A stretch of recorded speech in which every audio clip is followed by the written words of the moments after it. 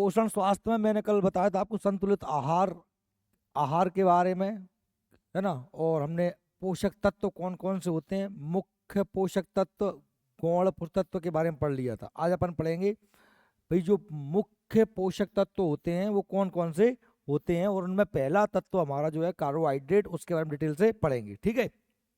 देखिए, तो कल हमने देख लिया था कि भाई पोषक तत्व संतुलित आहार क्या होता है, भोजन के मुख्य घटक कौन कौन से होते हैं, कार्बोहाइड्रेट, प्रोटीन, वसा, खनिज, विटामिन।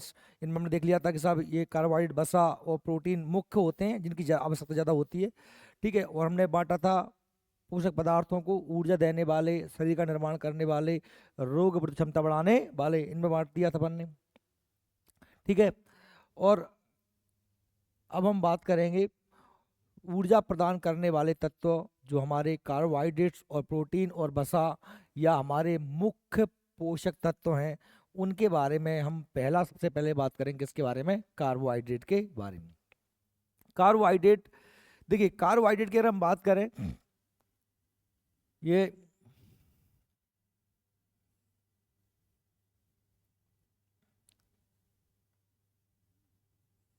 कार्बोहाइड्रेट, देखो अगर हम कार्बोहाइड्रेट की बात करें तो कार्बोहाइड्रेट है क्या, इसमें नाम समझिए कि भाई जिसमें कार्बन होता है प्लस हाइड्रोजन होता है और प्लस ऑक्सीजन होता है, उसे हम कहते हैं कार्बोहाइड्रेट। जिनसे हमें कार्बन, हाइड्रोजन और ऑक्सीजन से मिलकर क्या बना होता है, कार्बोहाइड्रेट बना होता है। यह हमारी शरीर में ऊर्जा प्रदान करने वाला मुख्य पोषक तत्व है। शरीर की 60 से 65% ऊर्जा की पूर्ति काय से होती है, कार्बोहाइड्रेट से होती है। कार्बोहाइड्रेट अपने काय से मिलता है, तो भाई गेहूं से, चावल से, शक्कर से, शकरकंद से, है ना, दूध से, इन सब से हमें क्या मिलता है, कार्बोहाइड्रेट। कार्बोहाइड्रेट ऊर्जा प्रदान करने वाले पदार्थों का वर्ग है। कार्बन, हाइड्रोजन और ऑक्सीजन का यौगिक है, यानी कार्बन, हाइड्रोजन, ऑक्सीजन से मिलकर बना होता है। मंड, चीनी, ग्लूकोज कार्बोहाइड्रेट्स के उदाहरण है। जो माड़ होता है, चीनी होती है, ग्लूकोज होता है, कार्बोहाइड्रेट। खाद्यान्न, खाने वाली चीज जैसे कि गेहूं, चावल। कंदमूल जैसे कि आलू है, शकरकंद है, के मुख्य स्रोत हैं, इससे तुरंत ऊर्जा मिलती है, कैसे, कार्बोहाइड्रेट। पका हुआ मंड सरलता से पच जाता है, कोई भी कार्बोहाइड्रेट जो होता है वो सरलता से पच जाता है अगर उसको हम पका लें, पूर्ण रूप से ग्लूकोज में बदल जाता है। देखिए एक बात ध्यान सुनिए, कार्बोहाइड्रेट को आगे हम पढ़ेंगे कि इसकी 3 कैटेगरी होती हैं, मोनोसैकेराइड, डाइसैकेराइड और पॉलीसैकेराइड। मोनो का मतलब होता है एक, डाई का मतलब होता है दो, पॉली का मतलब होता है बहुत सारे। एक कण है ग्लूकोज का, उसे कहते हैं मोनोसैकेराइड। दो कण उसे होते हैं, उसे बोलते हैं डाइसैकेराइड। जैसे ग्लूकोज है वो मोनोसैकेराइड, शक्कर है वो डाइसैकेराइड है, काइटिन, सेलुलोज है वो पॉलीसैकेराइड। पॉली का मतलब होता है बहुत सारे कण। हम कुछ भी खाएं, कार्बोहाइड्रेट का कोई सा भी रूप खाएं, पर वो आखिर पच के बनता क्या है, ग्लूकोज। क्या बनता है, ग्लूकोज। मोनोसैकेराइड अकेला ग्लूकोज नहीं होता, और भी तत्व मोनोसैकेराइड हो सकते हैं, और भी जैसे कि मैनोज, ट्रायोज, पर हमारे स्वतंत्र अवस्था में वो क्या रहता है, ग्लूकोज रहता है। ग्लूकोज का जो सूत्र होता है वो होता है C6H12 और O6, है ना। तो भाई ग्लूकोज या कार्बोहाइड्रेट में मैं कहूं, जो हमारे कार्बन, हाइड्रोजन, ऑक्सीजन का अनुपात जो होता है वो होता है 1:2:1। बात समझ में आ रही है आपको। अगर 6 हाइड्रोजन है तो 12 ऑक्सीजन हो जाएंगे, और 6 कार्बन है तो 12 हाइड्रोजन हो जाएंगे और 6 ऑक्सीजन हो जाएंगे। ये अनुपात 1:2:1 हो गया। जैसे मैंने कहा साहब, अगर कार्बन कितने हैं, 3 है, तो हाइड्रोजन कितने हो जाएंगे, 6, ऑक्सीजन कितने हो जाएंगे, 3। इसे कहेंगे अपन ट्रायोस। क्या कहेंगे, ट्रायोस, मैनोस। तो इस प्रकार से इनके अलग अलग नाम होते हैं। कार्बोहाइड्रेट के अलग अलग नाम होते हैं, मैनोस, डायोस, ट्रायोस, ग्लूकोस। ठीक है। अब देखिए, जो ग्लूकोज होता है वो सूत्र होता है C6H12O6। इसमें कार्बन 6 है, हाइड्रोजन 12 है और ऑक्सीजन 6 है। कोशिकाओं में ग्लूकोज के ऑक्सीकरण से ऊर्जा मुक्त होती है। हम रोटी खा लें, आलू खा लें, शक्कर खा लें, आखिरकार वो पच के क्या बनता है? ग्लूकोज। वो ग्लूकोज कहाँ पहुंचता है? हमारे जो है खून में मिलकर हमारी कोशिकाओं में। कहाँ में पहुंचता है? खून में मिल जाता है। पचता कहाँ है? पेट में। अरे मुंह से खाया रोटी, आहा, आमाशय में पहुंची, आमाशय से पक्वाशय में पची, छोटी आंत में, उसका क्या हो गया? अपशोषण। सोख लिया उसको, पहुंच काय में गया? ब्लड में। ब्लड कहाँ पहुंचेगा? सेल में, कोशिका में। और कोशिका में क्या होगा? माइटोकॉन्ड्रिया में उसका क्या होगा? ऑक्सीकरण, मतलब उसका पचना होगा। उस ग्लूकोज से ऑक्सीजन के साथ मिल करके क्या देगा? ऊर्जा देगा। इसे हम बोलते हैं श्वसन। क्या बोलते हैं? तो अगर 1 ग्राम आप ग्लूकोज खाओगे तो आपको 4.2 किलो कैलोरी ऊर्जा प्राप्त होगी। कल बताया था मैंने आपको, 1 ग्राम ग्लूकोज के पूर्ण पाचन पर कितनी कैलोरी ऊर्जा प्राप्त होती है? 4.2 किलो कैलोरी ऊर्जा प्राप्त होती है। ठीक है। कार्बोहाइड्रेट के प्रमुख स्रोत क्या हैं? गेहूं, चावल, मक्का, बाजरा, आलू, शकरकंद, सलजम, केला, जौ, गन्ना, शकरकंद, गुड़, चुकरकंद, शहद, फल, दूध, मांस। इन सबसे हमको क्या मिलता है? कार्बोहाइड्रेट मिलता है। ठीक है। कार्बोहाइड्रेट श्वसन प्रक्रिया के दौरान विखंडित, विखंडित का मतलब होता है टूटना या पचना, ऊर्जा उत्पादन करता है। कैसे करता है? देखिए, जैसे मैंने अभी आपसे कहा कि ग्लूकोज का सूत्र क्या होता है? C6H12O6। ये आपने, ये आपको काय से मिल गया? आपने रोटी खाई, रोटी से मिल गया आपको। ठीक है। आपने नाक से ले ली क्या? सांस। तो आपने क्या लिया? O2। क्या लिया? ऑक्सीजन। ये दोनों मिले, कहाँ मिले? आपकी कोशिका में। कहाँ पर मिले ये सब? कोशिका में। कोशिका में मिले, क्या क्या मिले? ग्लूकोज और ऑक्सीजन। सांस से ले लिया ऑक्सीजन, खून में घुल के कोशिका में पहुंच गया, रोटी खाई, पेट में पच के खून के जरिए कोशिका में पहुंच गई, माइटोकॉन्ड्रिया में। ये दोनों जब मिलते हैं तो क्या बनाते हैं? CO2। क्या बनाते हैं?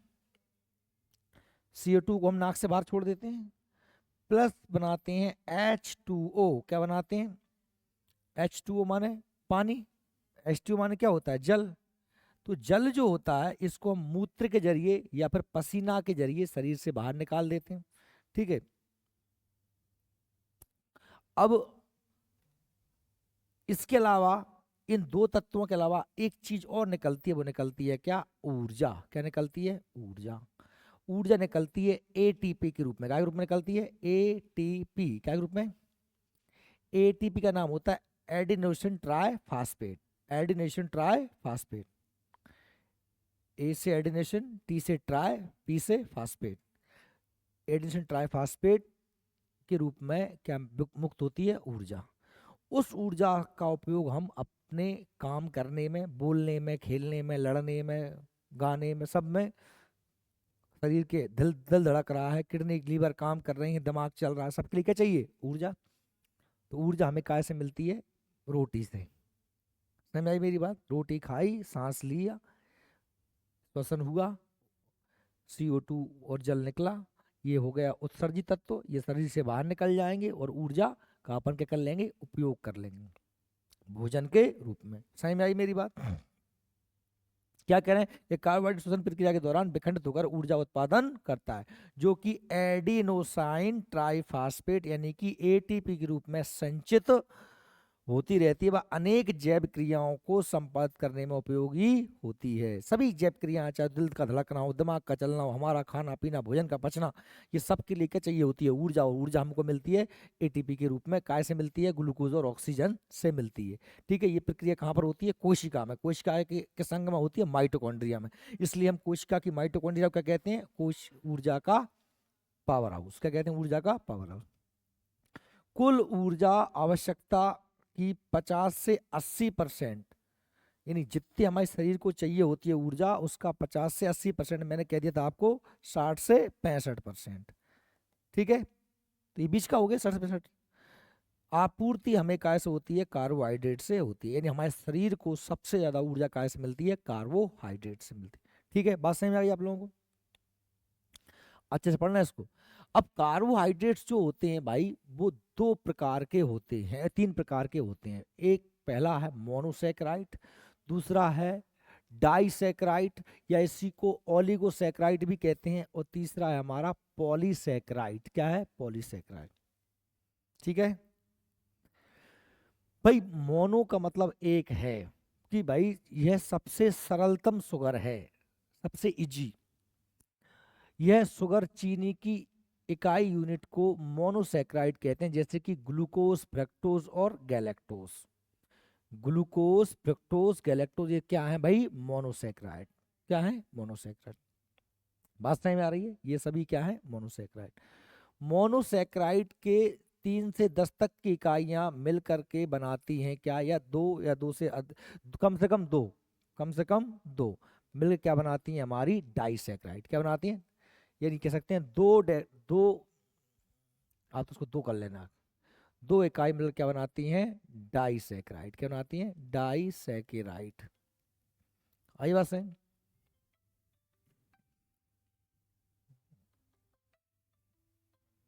रुक जा, मत मत उठा। ठीक है, दो इकाइयां क्या बनाती हैं? डाइसैकेराइड। वो उठाई लंदे आ जाएगा।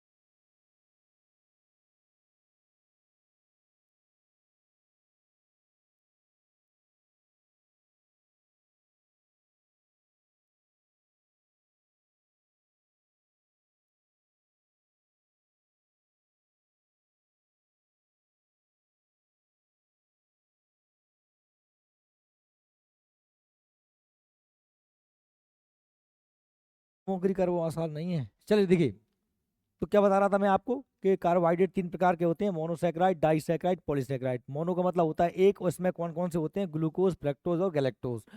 डाई मतलब कम से कम दो मोनोसैकेराइड मिलकर क्या बनाते हैं? एक डाइसैकेराइड बनाते हैं। इसके उदाहरण है सुक्रोज, हमारे घर की शुगर, है ना। आपने कम से कम इसमें ग्लूकोज तो खाया होगा।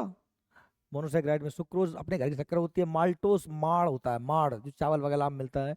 लैक्टोस दूध की शक्कर होती है। ठीक है। पॉलीसैकेराइड इसे हम ग्लाइकन्स भी कहते हैं। यह क्या होता है कि बहुत सारे मोनोसैकेराइड मिलके क्या बनाते हैं? पॉलीसैकेराइड। पॉली का मतलब होता है चेन। इसमें ग्लूकोज के 10 से 10,000 अणुओं को संयुक्त रूप में होता है। जैसे कि स्टार्च, स्टार्च होता है, ये सेलुलोज जो कायम पाया जाता है पौधों में, कायम पाया जाता है पौधों में पाया जाता है। क्या सेलुलोज पत्तियों में। ग्लाइकोजन हमारे लीवर में पाया जाता है, कायम पाया जाता है हमारे लीवर में, यकृत में। या एक और होता है काइटिन, क्या होता है काइटिन, काइटिन जो होता है वो कायम पाया जाता है, वो पाया जाता है जीव जंतुओं के जो है आर्थ्रोपोडा संघ का जो जंतु होते हैं ना, जैसे ये कॉकरोच वगैरह, उनका बाहर का कवर होता है कड़क कड़क सा कवर। ये जो आर्थ्रोपोडा के अलावा जो हमारा एक और संघ होता है, आपने जानते हो मोलास्का। मोलास्का में क्या क्या आता है, मोलास्का में घोंगा, सीप, सीप वगैरह जो होते हैं, मतलब जो नदियों में पाए जाते हैं वो जीव। घोंगा जानते हो ना, घोंगा, सीप होता है छिपनी, वो कैसे बने होते हैं काइटिन से। या फिर आर्थ्रोपोडा मतलब कीड़ा मकोड़ा को, अब तुम कहो कि कीड़ा मकोड़ा पकड़ोगे, कॉकरोच या कीड़ा है, तो उसका बाहर का जो कवर होता है खोल, वो एकदम कड़क सा होता है, वो कैसे बना होता है काइटिन से। और ये जो होता है ना, ये जल में अघुलनशील होता है। ये जो होता है ना पॉलीसैकेराइड, क्या होते हैं, जल में अघुलनशील होते हैं, अघुलनशील होते हैं जल में, ठीक है। तो सही में ये बात, आपको 3 प्रकार के monosaccharide, disaccharide, polysaccharide, glucose, fructose, galactose monosaccharide हैं, और सुक्रोज, माल्टोज, लैक्टोज क्या है हमारे डाइसैकेराइड हैं, और पॉलीसैकेराइड हमारे स्टार्च, सेलुलोज, काइटिन और ग्लाइकोजन है, ठीक है। स्टार्च बीजों में मिलता है, सेलुलोज पेड़ पौधों में पाया जाता है, ग्लाइकोजन मनुष्य के लीवर में पाया जाता है, काइटिन जो होता है वो जीव जंतुओं का बाहरी खोल बनाने में काम आता है। कार्बोहाइड्रेट का मुख्य कार्य क्या है, शरीर को ऊर्जा प्रदान करता है, शरीर में जमा वसा को शरीर द्वारा उपयोग के लिए कार्बोहाइड्रेट अत्यंत आवश्यक तत्व होता है। यानी शरीर में जो वसा जमा है उसका उपयोग भी हम कार्बोहाइड्रेट के रूप में ही कर पाते हैं। कार्बोहाइड्रेट शरीर के निर्माणकारी व संरचनात्मक कार्यों के लिए प्रोटीन को सुरक्षित रखते हैं, क्योंकि अगर कार्बोहाइड्रेट नहीं होंगे तो फिर क्या पचेगा, प्रोटीन पचेगा। इसलिए कार्बोहाइड्रेट का काम करते हैं, पहले पच के शरीर को क्या दे देते हैं, एनर्जी। प्रोटीन बच के रह जाता है, प्रोटीन से क्या बनती है, हमारे शरीर की कोशिका। मैंने बताया था सबसे पहले क्या पचता है, कार्बोहाइड्रेट, ठीक है। फिर कार्बोहाइड्रेट ना हो तो क्या बचता है, बसा, और बसा भी ना हो तो फिर क्या बचता है, प्रोटीन। ये मंड के रूप में संचित होकर शरीर के लिए ईंधन का कार्य भी करते हैं। कार्बोहाइड्रेट डीएनए आरएनए के घटक होते हैं। डीएनए आरएनए क्या होता है, हमारी कोशिका जो होती है ना, कोश के अंदर क्या होता है, केंद्रक, और केंद्रक में क्या होते हैं, हमारे क्रोमोसोम। इनका निर्माण कैसे होता है, डीएनए और आरएनए से। ये एक आनुवांशिक पदार्थ है, ये क्या है, जेनेटिक्स मटेरियल है। माता पिता के लक्षण गुण क्रोमोसोम और जीन्स के माध्यम से ही अगली पीढ़ी में बच्चों में पहुंचते हैं। और ये जो क्रोमोसोम वगैरह होते हैं, ये कैसे बने होते हैं, डीएनए आरएनए से। डीएनए का मतलब होता है डीऑक्सी राइबो न्यूक्लिक एसिड, और आरएनए का मतलब होता है ribo nucleic acid. DNA RNA कहाँ होते हैं, कोशिका के अंदर, जिनका निर्माण में कार्बोहाइड्रेट का उपयोग होता है। और यह एक जेनेटिकल मटेरियल है, अनुवांशिक पदार्थ है। जेनेटिक मटेरियल अनुवांशिक पदार्थ का होता है, जिन उस पदार्थ को कहते हैं जो पीढ़ी दर पीढ़ी लक्षणों को संचरित करता है, माता पिता से बच्चों में गुण पहुंचते हैं। शर्करा के रूप में ऊर्जा उत्पादन के लिए कार्बोहाइड्रेट ईंधन का कार्य करता है। शर्करा के रूप में क्या पैदा करने के लिए, ऊर्जा पैदा करने के लिए कार्बोहाइड्रेट का काम करता है, ईंधन का, इसी से प्राप्त होता है। अभी देखिए, जो शकरकंद, आलू, गन्ना, पपीता, तरबूज, आम, मक्का, चावल, बाजरा, गेहूं, इन सभी ये हमारे क्या हैं, ये कार्बोहाइड्रेट के स्रोत हैं, जिनसे हमें कार्बोहाइड्रेट मिलता है। अब कार्बोहाइड्रेट यदि आपके शरीर में कम हो जाए तो क्या प्रभाव पड़ेगा। कार्बोहाइड्रेट की कमी से एक तो आपको शरीर की ऊर्जा नहीं मिलेगी, शरीर का वजन कम होगा, कार्य क्षमता घट जाएगी, एनर्जी नहीं मिलेगी, ना रंग पाओगे, दौड़ पाओगे, ना उठ पाओगे, चक्कर आएंगे, है ना। व्यक्ति जल्द ही थकान को अनुभव, दिन भर उपास से रह कर देख लो, सन जाकर पता पड़ जाएगा कार्बोहाइड्रेट कमी से क्या होता है, ठीक है। कार्बोहाइड्रेट की कमी की स्थिति में शरीर की ऊर्जा की आवश्यकता को पूरा करने के लिए प्रोटीन का उपयोग करने लगते हैं, जिससे शरीर में प्रोटीन की कमी हो जाती है और आपके हड्डा हड्डा हिटियांग सब मांस मांस गायब हो जाएगा। मांस कहाँ से बने, प्रोटीन से, है ना। कार्बोहाइड्रेट की अधिकता का प्रभाव, ज्यादा खा जाओ तो क्या हो जाएगा, हमारा शरीर भी बिल्कुल, ये रोटी अड़स के खा गए, काम कुछ कर नहीं रहे, तो हमारा जो लीवर होता है वो एक्स्ट्रा कार्बोहाइड्रेट को फैट में बदलता है। क्या बदलता है, फैट में, चर्बी में। वो चर्बी जहीं जमा हो जाएगी, थोड़ी हीटी आएगी, मोटे हो जाओगे, शरीर भारी, वजन बढ़ जाता है। ऐसे लोगों में शारीरिक श्रम अत्यंत आवश्यक हो जाता है। फिर बने दौड़ेंगे, भागेंगे, है ना, और फिर वापस भी क्या करेंगे, डाइटिंग करेंगे, तो शरीर में फिर शरीर के वजन को कम करेंगे, कहाँ से, कार्बोहाइड्रेट की कमी करके। ठीक है, तो ये हमारे कार्बोहाइड्रेट की हमने बात की। कार्बोहाइड्रेट में हमने कहा कि साथियों कार्बोहाइड्रेट में जो मोनोसेक्राइड, डाइसेक्राइड और पॉलीसेक्राइड है, इनमें बताया था कि 6 कार्बन को क्या बोलते हैं, या होते हैं इसमें हेक्सोन। क्या क्या होते हैं इसमें, कार्बन कितने हैं, 6 हैं, C6H12O6। तो ऐसे कार्बन को तत्वों को क्या बोलते हैं अपन, हेक्सोन, जिसमें क्या क्या आता है, ग्लूकोज, मैनोज, गैलेक्टोज, फ्रैक्टोज, इन सब में क्या होते हैं कार्बन कितने हैं, 6 हैं। 5 कार्बन है तो उसे क्या बोलते हैं, पेंटोस, जिसमें कि राइबोज होता है, जाइलोज होता है। अगर कार्बन कितने हैं, 4 हैं, तो क्या होता है वो, टेट्रोज होता है, जैसे कि एरिथ्रोज। समझ रहा है, ये सभी क्या होते हैं, मोनोसेक्राइड। कार्बन की संख्या अगर यौगिक में 6 है तो हेक्सोज, जैसे कि हमारा ग्लूकोज क्या है, एक प्रकार का हेक्सोज है। समझ में आ रही है मेरी बात, 6 कार्बन है। यदि 5 कार्बन है तो पेंटोज, जैसे कि राइबोज होता है। अब देखिए माल्टोज, माल्ट शुगर, अंकुरित बीजों अनाज में मिलता है हमको क्या, माल्टोज। लैक्टोज जो होता है हमें, जो है लैक्टोज कहाँ से मिलता है, दूध से मिलता है। दुग्ध शर्करा कहाँ से मिलता है, दूध में पाए जाने वाला जो होता है कार्बोहाइड्रेट, उसे क्या बोलते हैं, लैक्टोज। या गैलेक्टोज, मस्तिष्क शर्करा या ब्रेन शुगर, गैलेक्टोज कहलाता है। राइबोस आरएनए में पाया जाता है। आरएनए कायम होता है हमारी कोशिका में होता है। आरएनए डीएनए बताया सर कायम होता है कोशिका में, तो है ना राइबोस। और डीऑक्सी राइबोस कायम मिलता है, डीएनए मिलता है। ग्लूकोज, C6H12O6, सरलतम शर्करा, सबसे सरल, हमारा शरीर अंतिम रूप से इसी के रूप में स्वीकार करता है कार्बोहाइड्रेट को। तुम कुछ भी खा जाओ, सुक्रोज, लैक्टोज, गैलेक्टोज, आखिर बनने का है भाई ग्लूकोज। और अपन जब रोटी पचावे की कंडीशन नहीं रहे ना, तो अपन सीधा ग्लूकोज की ड्रिप लगवा लेते हैं। वैसे तो क्या है कि आपने रोटी खाई, अब पच के कब बनेगी आखिर में, ग्लूकोज। अब पचावे की जो कंडीशन नहीं है, तुम सीधे ग्लूकोज खा लो, तो वो सीधो बाय सीधो पेट में पहुंच के कुछ के में पहुंचने घुर के। लेकिन अगर मान लो सोखने की क्षमता भी नहीं रही, इतने कमजोर हो गए, तुरंत चाहिए आपको एनर्जी, तो फिर सीधा क्या लगा लो, ग्लूकोज की ड्रिप लगा लो, तो सीधा वो कायम मिलता है खून में, वो खून कहाँ पहुंचा देता है, कोशिका में। वो कोशिका में पहुंचे क्या होगा, ऑक्सीजन से मिलेगा, और बस क्या बनेगी, एनर्जी बनेगी। क्या बनेगी, एनर्जी। रक्त शर्करा, कोशिका का ईंधन, या द्रह शर्करा, अंगूर की शर्करा, इतने नामों से जानते हैं अपन काय को, ग्लूकोज को। इसे हम सरलतम शर्करा भी कहते हैं, रक्त शर्करा भी कहते हैं, कोशिका का ईंधन भी कहते हैं, द्राक्ष शर्करा भी कहते हैं, या अंगूर की शर्करा भी कहते हैं, है ना। फ्रैक्टोज ये जो होता है ये कैसे मिलेगा, फलों से। तो फल शर्करा, शहद शर्करा, मीठी प्राकृतिक शर्करा, फ्रैक्टोज, इसका सूत्र होता है C H12O। सुक्रोज ये हमारी घर की शक्कर है, व्यापारिक शर्करा, चीनी, प्रतीप शर्करा, टेबल शुगर, गन्ने की शक्कर, इसे हम क्या बोलते हैं, सुक्रोज बोलते हैं, है ना। C12H22O11, ये इसका सूत्र है, काय का, सुक्रोज का। सुक्रोज मान अपने घर की शक्कर। देखिए हमने कहा साहब जो हमारा पॉलीसेकेराइड होता है वो क्या हुआ भाई, सेलुलोज है। सेलुलोज कायम पाया जाता है पेड़ पौधों में, है ना। बी ग्लूकोज का बहुलक है। बहुलक मतलब क्या है, आपको बताया था मैंने कि बहुत सारे मोनोसेक्राइड मिलके क्या बनाते हैं, पॉलीसेक्राइड बनाते हैं।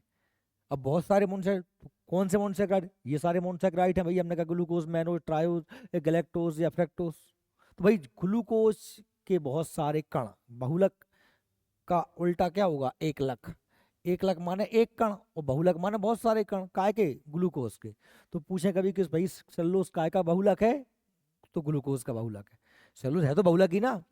अब सेलुलोज क्या है, पॉलीसेक्राइड, और पॉलीसेक्राइड मतलब क्या होता है, बहुत सारे मोनोसेक्राइड मिलकर क्या बनाते हैं, पॉलीसेक्राइड। बहुलक माने क्या, बहुत सारे कण, काय के, बहुत सारे, किस मोनोसेक्राइड के, ग्लूकोज के। ग्लूकोज क्या है, मोनोसेक्राइड। ऐसे ही भाई एनुलिन फ्रक्टोज का बहुलक है, और स्टार्च या ग्लाइकोजन ग्लूकोज का बहुलक है।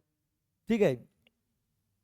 और ये हमारे क्या है, डाइसेक्राइड। क्या है, डाइसेक्राइड। तो डाइसेक्राइड मैंने क्या बताया था कि दो मोनोसेक्राइड मिलकर बनते हैं डाइसेक्राइड। तो भाई जो माल्टोज एक प्रकार का डाइसेक्राइड है, जो काय से मिलकर बना है, ग्लूकोज और ग्लूकोज। दो ग्लूकोज मिलेंगे तो क्या बनेगा, एक माल्टोज। ऐसे सुक्रोज हमारे खाने वाली शक्कर, वो भी एक मोनोसेक्राइड है, वो कैसे बनेगा, ग्लूकोज और फ्रैक्टोज। एक ग्लूकोज को मिलाओ और एक फ्रैक्टोज को मिलाओ, क्या बनेगा, सुक्रोज बनेगा। समझ में आ रही है मेरी बात। ऐसे ही लैक्टोज एक प्रकार का क्या है, पॉलीसेक्राइड, डाइसेक्राइड, जो कैसे बना है, ग्लूकोज प्लस गैलेक्टोज से। समझ में आ रही है क्या मेरी बात। देखिए माल्टोज, सुक्रोज, लैक्टोज ये तीनों क्या है, डाइसेक्राइड। लेकिन हमने क्या कहा है कि दो से मिलके बनते हैं। तो माल्टोज है ग्लूकोज प्लस ग्लूकोज से मिलके, सुक्रोज है ग्लूकोज प्लस फ्रक्टोज से मिलके, और लैक्टोज है ग्लूकोज प्लस गैलेक्टोज से मिलके। ठीक है, ये इंपोर्टेंट है, वेरी मोस्टली आपसे बिल्कुल एग्जाम में बन सकता है। ठीक है, सभी इंपोर्टेंट में से कोई फालतू चीज इसमें है नहीं। तो ये हमने ये बात की। अब कृत्रिम शर्करा क्या होती है? कृत्रिम शर्करा का प्रयोग सामान्यतः मधुमेह रोगियों के भोजन को मीठा करने के प्रयोग में लाई जाती है ना, शुगर फ्री, जिनको क्या हो जाती है, डायबिटीज हो जाती है। अब मधुमेह मतलब क्या होता है भाई? डायबिटीज होता है। ये कैसे होती है? तो एक हार्मोन होता है, क्या होता है इसका नाम, इंसुलिन हार्मोन जो होता है वो हमारे पेट में निकलता है, कैसे, अग्नाशय से। कहाँ से निकलता है? अग्नाशय, जिसे हम पेनक्रियास बोलते हैं, अग्नाशय। अग्नाशय में जो है हमारी बीटा सेल, कौन सी कोशिकाएं? बीटा कोशिकाओं से निकलता है क्या? Insulin hormone. इसकी जो है खोज किसने की थी? बेंटिंग ने की, बेंटिंग ने की थी इसी खोज। ठीक है, और ये क्या काम करता है? ये शुगर की मात्रा को ग्लूकोज में बढ़ने से, मतलब ग्लूकोज की मात्रा को रक्त में, ब्लड में, खून में बढ़ने से रोकता है। ये उतना ही चूसने देता है रक्त को, विली जो हमारी छोटी आंत में होती हैं, जो पचे हुए भोजन को सोखती हैं, उतना ही सोखने देता है जितना कि हमारे लिए आवश्यकता है। समझ में आ रही मेरी बात? अगर एक्स्ट्रा सोख लोगे आप ग्लूकोज को, तो वो एक्स्ट्रा ग्लूकोज पहुंचेगा खून में, और खून लेके जाएगा कहाँ? कोशिका में। कोशिका तो उतना ही लेगी जितना आप काम कर रहे हो, जितनी आपको ग्लूकोज की आवश्यकता है। एक्स्ट्रा ग्लूकोज कहाँ पड़ा रहेगा? खून में। अब उस ग्लूकोज का क्या होगा? उस ग्लूकोज का क्या होगा? उसे वापस पेट में तो कर नहीं सकते, खून पहुंचेगा किडनी में। किडनी में क्या होगा? खून का फिल्टर होगा, जहाँ एक्स्ट्रा जो ग्लूकोज है उसको छाना जाएगा। अब वो ग्लूकोज जो है आपके यूरिन के जरिए शरीर से बाहर निकलेगा। तो क्या हो गया आपको? शुगर की बीमारी, आपकी किडनी में शक्कर जम सकती है, आपकी पूरी स्किन पर फुंसियाँ हो सकती हैं, है ना। तो ब्लड पर बीपी की समस्या, आपकी नसों में जगह जगह जमेगी तो आपको ब्लड प्रेशर हो जाएगा। नसें पतल, नसों को में जब शक्कर जम जाएगी अंदर, जैसे मान लीजिए ये कोई नली है, इस नली में अब यहाँ यहाँ शक्कर जम गई, तो नली का आकार, छेद कैसा हो गया? छोटा हो गया। प्रेशर से खून बाहर निकलेगा तो बीपी हाई, बीपी लो, है ना, ये समस्याएं, कोलेस्ट्रॉल पर फिर बाद से फिर आ गए हार्ट अटैक, हृदय की समस्याएं, सब समस्याएं हो जाती हैं। इसलिए ऐसे रोगियों को हम शक्कर नहीं देते हैं, वो देते हैं तो वो कृत्रिम शक्कर देते हैं। इनका शरीर में कोई उपापचय नहीं होता, ये केवल भोजन को मीठा करती हैं और मल और मूत्र के शरीर से बाहर निकाल दी जाती हैं। कृत्रिम शर्कराओं में शून्य कैलोरी ऊर्जा प्राप्त होती है। जैसे उदाहरण के लिए जो कौन कौन सी कृत्रिम शर्करा हैं, तो एस्पार्टम, सुक्रोज से 100 गुना मीठी शक्कर है। सेकेरीन, ये सुक्रोज से 500 गुना मीठी है। सुक्रोज मतलब अपने घर की शक्कर। सुक्रालोज, सुक्रोज से 600 गुना मीठी है। एलिटेम, ये अब दो, ये याद कर लो, एस्पार्टम, सेकेरीन, सुक्रालोज, एलिटेम, ये सभी क्या है? कृत्रिम शर्करा हैं। कितना सारा है ना, सिंथेटिक शुगर मनुष्य ने बनाई है, आर्टिफिशियल, सबसे मीठी है ये, 20,000 गुना है। कभी प्रश्न बन जाएगा बताइए सबसे ज्यादा मीठी शुगर कौन सी होती है? और नियोटेन शुगर, ये 8,000 से 2,000 गुना मीठी होती है। ठीक है, अब इसके बाद आता है हमारा प्रोटीन, जिसको कल पढ़ेंगे। प्रोटीन को आज इतना ही पड़ गया ना, ये इंपॉर्टेंट है, मैंने कल पे भी डाल